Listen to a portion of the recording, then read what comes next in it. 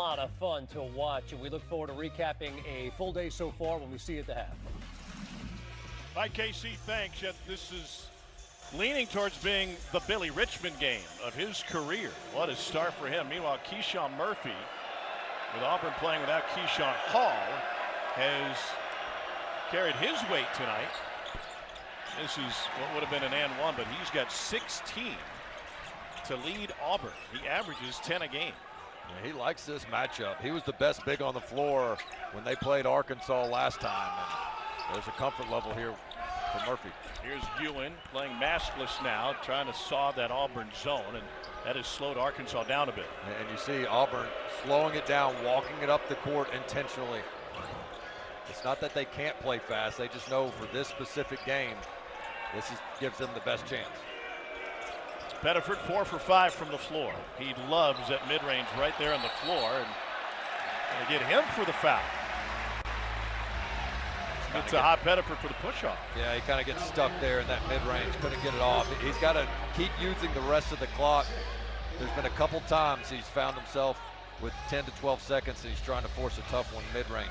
Houston, Iowa State will be a barn burner Monday night at Hilton. Houston a game and a half lead now in the Big 12 after Arizona was upset at home, leading into our game by Texas Tech. What a game for JT Toppin. Here's that 2-3 zone again. Thomas off balance, got a bump from Overton.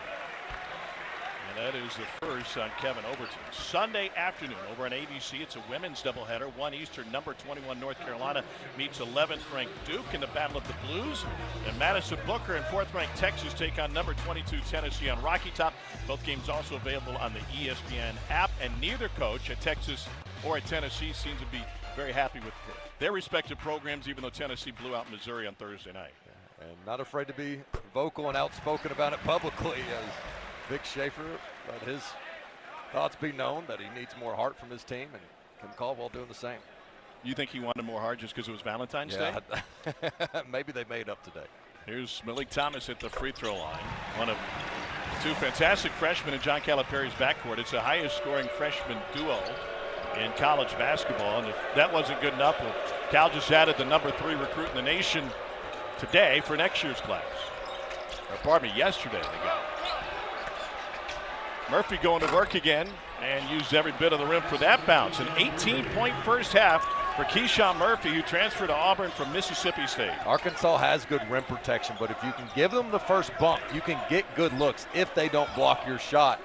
They're not great at their two-point defense. Richmond ball fake. And the loose ball picked up by Thomas. Another crack at it for the Hogs. Acuff. This Auburn zone has stymied Arkansas and has really slowed the tempo of this game. Brazil with the jump stop. And Stephen Pearl wouldn't mind this thing to be played in the mud. Clock is off. 5. And now Williams-Adams. 2 on the clock. Pettiford heaves. And that was in and out. Auburn wouldn't have minded that to fall down. It's a 6-point lead at the half. Hogs are 15-1 on the season when leading at the break. What a start for Keyshawn Murphy. 18 points on 8 of 12 shooting. And Billy Richmond III with a goat of a first half. Let's get to the studio. Kevin Keats and Norm Roberts. Here's our favorite Valentine, Kevin Connors. Tom Hart, right back at you. Interesting 20 minutes of basketball in Fayetteville there. Jeep halftime report. From all that love on Valentine's Day to animosity coming in, and it boiled over between St. John's and Providence. Look at Duncan Powell, the clothesline on Bryce Hopper. Yeah, that's just a bad play. You have to make a play on the ball. That's a flagrant foul, and that's just not good for basketball. Yeah, that's awful. That's not something you do in basketball. He went for his hand. He didn't even go for the ball. And then to keep the fight going, that's awful. 6 ejections in all. Powell and Jalen Sellers each given flagrant 2s. Dylan Mitchell got a flagrant 2. A couple St. John's players were ejected for leaving the bench. And then a big-time 3 in transition from Dylan Darling. And then, Norm, it got ugly. It stayed ugly. Jameer Jones on Zuby Ejiofor. That is even more dangerous what he did here with the guy jumping in the air and just shoving him. I would imagine he's going to be suspended for at least a game or so. 10-point Red Storm victory. The Jeep halftime report. Coach Kevin Keatts, Coach Norm Roberts. We go from that game where there were fisticuffs to kind of a figurative game where there were fisticuffs, right?